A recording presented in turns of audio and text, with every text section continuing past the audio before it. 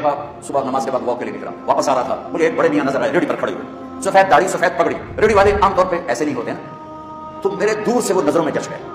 جب میں ان کے قریب سے گزرا تو میں نے ان کو یوں دیکھا، ویسے بھی مجھے اچھے لگ رہے تھے، سفید لمبی داڑھی سفید پگڑی، تو میں نے دیکھا وہ یوں کھڑے تھے ایسے، یہاں ایک ہاتھ رکھا ہوا تھا اور ایک ہاتھ انہوں نے وہ پیٹی پہ رکھا تھا ایسے، اور روئے جا ایسے آنسو گر رہے تھے جیسے برسات کی برکھا ہوتی ہے ایسے۔ میں ذرا پریشان ہو گیا، یہ بابا جی سفید نورانی کیوں رو رہے ہیں؟ میں کھڑا ہو گیا، میں نے کہا بابا جی خیریت ہے، آپ کیوں رو رہے ہیں؟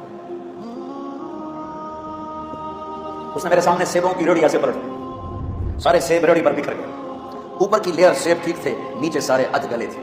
کوئٹہ سے سیب آیا، یہ پیٹی لگانے والا ایک ادنا مزدور، اور اس باغ کا خریدنے والا ایک میڈیوکر، اور اس کا بیچنے والا بھی ایک متوسط، کوئی وزیر اعظم نہیں کر رہا، وزیر اعلیٰ نہیں کر رہا، کوئی 22 گریڈ کا سیکٹری نہیں کر رہا ہے، لیکن اس نے کس کو جا کے ہٹ کیا؟ ایک شریف غریب آدمی کا سینہ چیر دیا اور اس کے آنسو یوں کر کے بہے۔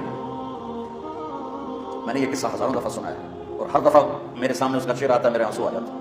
وہ کہنے لگا بیٹا بہت غریب ہے، اس کی بہت نے ایسے مجھے چیر دیا، بیٹا میں بہت غریب ہوں۔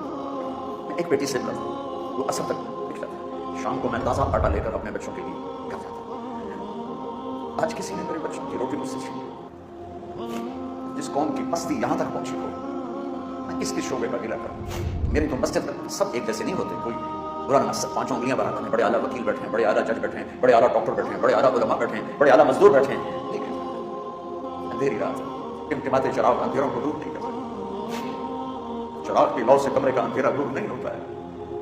مائیں سینہ کلیجے جلوا کے بیٹھے ہیں، باپ اپنی اولاد سے عزتیں گنوا کے بیٹھے ہیں، بازار کے تاجر جھوٹ کو تجارت بنا کے بیٹھے ہیں، دھوکے کو فراڈ کو ملا۔ جو سارے پاکستان کی سڑکیں کس نے برباد کی؟ انجینئروں نے برباد کی۔ چند ٹکوں پہ ہزاروں لاکھوں انسانوں کی موت کے ذمہ دار بن گئے۔ یہ کیسے اللہ کو منہ دکھائیں؟ کس طرح قبر میں جائیں گے؟ ان کا ضمیر انہیں سونے نہیں دیتا۔